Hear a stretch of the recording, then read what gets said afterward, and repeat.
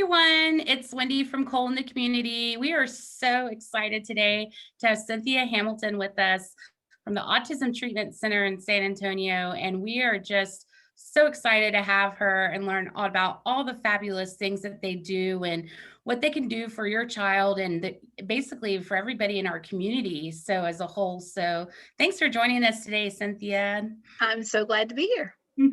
So can you tell a little bit about your title, what it is that you do, and where it is, and what is Autism Treatment Center? So I am the Development Director for the Autism Treatment Center. We are a nonprofit that serves children and adults with autism in all over Texas, but we have locations in Dallas, San Antonio, and Fort Worth. I am the Development Director because we're a nonprofit. My primary function is fundraising, but I'm also outreach and marketing and communications, kind of all under one hat. So I am the person that goes out when we have resource fairs to talk to families about what we do and how we can help them, and also refer them to other services that are in the community, which is how we met Cole. Yes.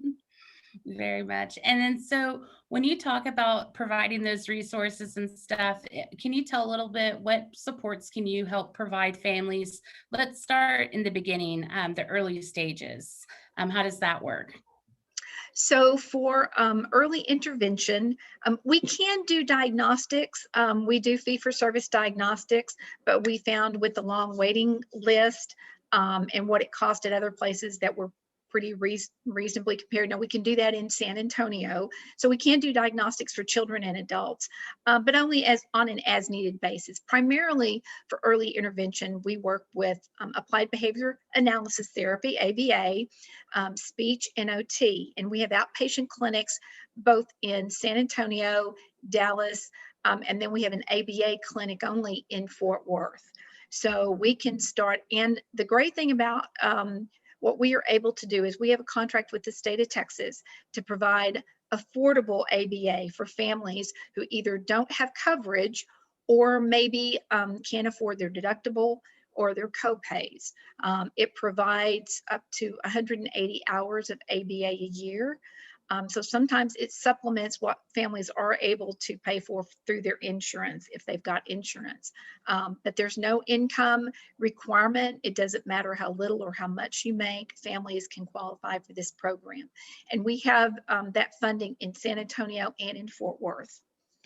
Wow. For our clinics. So, and we also partner with the UTSA Department of Educational Psychology in San Antonio to do really, really early intervention. They did a research program that's ongoing through this spring that we hope to continue that works with infants age 6 months to toddlers age 36 months to reach those kids that have not yet been diagnosed with autism, maybe at risk for autism because they have siblings with autism, but to start working with those parents to do early intervention even before they get a diagnosis. I really like that because we know that early intervention and early diagnosis really is the key. Everything. When you look at a lot of stuff. I know you've heard my story before on early intervention with my child, and I even myself wonder, what if I started it 6 months sooner? What would the outcome have been different? Or, would developmental milestones been met sooner? And, so it's a great thing to know that there's those resources. And then, and now let's jump over to the older. Let's talk about the whole spectrum of ages here. And so what else do you do aside from early intervention and as well?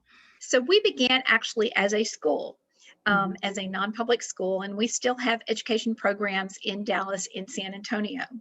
And those are for students ages 3 to 21 who are not able to meet their educational goals in their home special education setting because of their challenging behaviors. It's a TEA accredited non-public school that operates year-round, and we contract directly with the school districts. So we're not a private school, so parents can't just call us up. But if there is a school district and they're working with the family and they're just not able to provide the intense level of support that that student needs, then we are an option. And we can serve students from anywhere in Texas because we also have residential programs for children and adults, which gets me to our adult programs.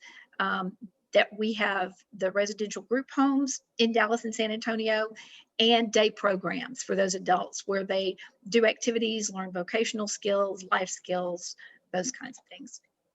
Very nice. And I know you mentioned about funding that you did because y'all are a nonprofit.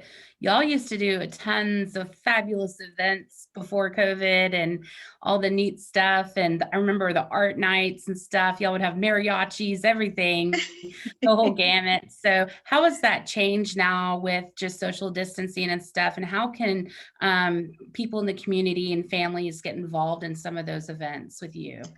There are a few things that we're doing virtually. We've done, used to do them once a month. We're doing them pretty much once a quarter now, but called Parent Talk. In fact, we brought you out to speak at one about the importance of early intervention. And we're doing these virtually. The next one that we have coming up is in March, and we'll try to pick those up and start doing those more often. But for instance, it's on community safety. And we're bringing in Bexar County Sheriff deputy to talk about how to keep people with autism in the community safe, what our local law enforcement's doing, and then what families can do to help in the event of an emergency when a first responder or law enforcement officer comes out, to make sure that they know everything they can know about that person with autism before they even get there, to prevent some tragedies that we've seen in other communities. So those kinds of things that are important to families and to parents to know for their child with autism. We also do a fundraiser every year. We have postponed that for a year and a half. We're moving it again. It's called Artsy Platters, where we have local artists paint these platters and then we auction those off.